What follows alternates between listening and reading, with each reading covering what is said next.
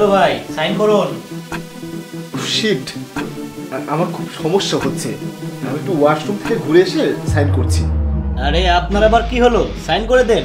Washroom থেকে এসে sign করছি, খুব জরুরি। ঠিক আছে যান। এই, তুমি সাইন করতে নিষেধ করলে কেন? কি হয়েছে? স্যার, ওই দলিলে সাইন করলে আপনার সবকিছু স্যারের নামে হয়ে যাবে। দলিলে ওইটাই লেখা আছে। আরে তুমি এসব কি বলছো? সে আমার পার্টনার, সে এমন কিছু করতেই পারে না। স্যার, একটু আগে আমি মালিককে ফোনে কথা বলতে শুনেছি। হ্যাঁ ভাই, জাহিদকে আসতে বলেছি আর দলিল সেইভাবে রেডি করেছি।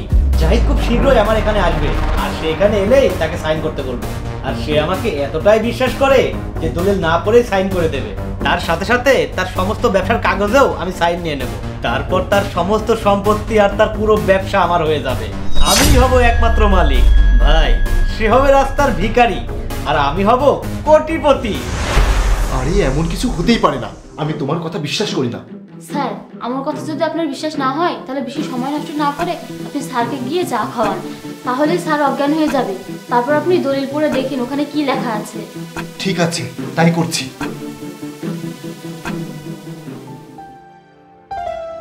এখন ঠিক আছেন ভাই? নিন সাইন করুন।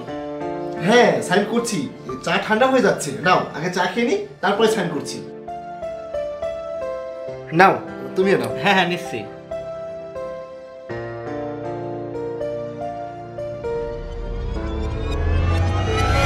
আমার মাথা এমন করছে কেন? কি হয়েছে? এমন করছে কেন? প্রচন্ড ঘুরছে। আরে সে তো সত্যিই অজ্ঞান হয়ে গেল।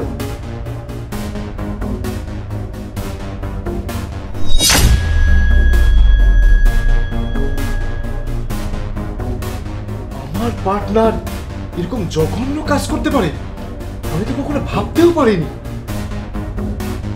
স্যার, এখন আমার কথা আপনার বিশ্বাস হয়েছে তো?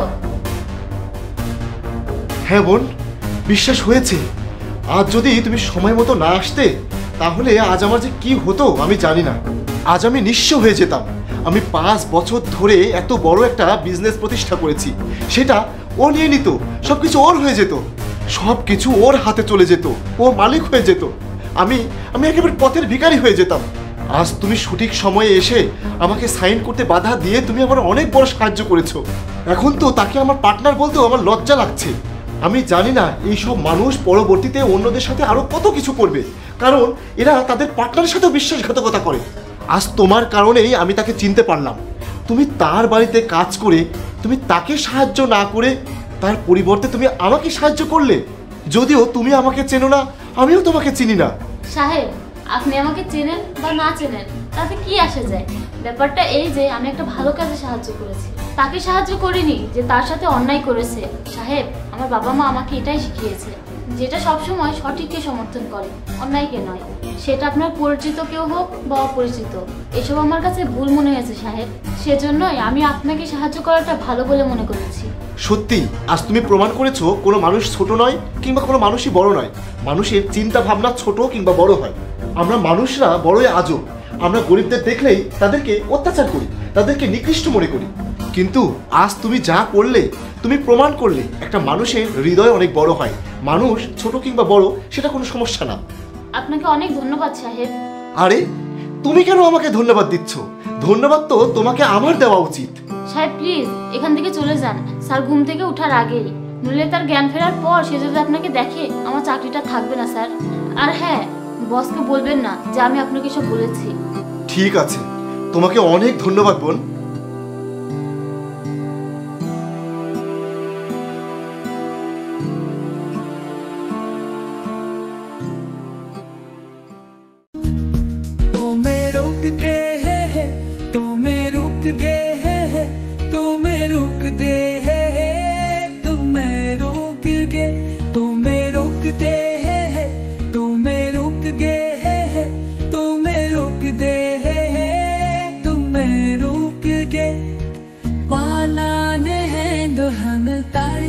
बहने जाना देखे तुझे कोई दिल ये सहेरा, ना तूने जाना ना मैंने जाना, ये प्यार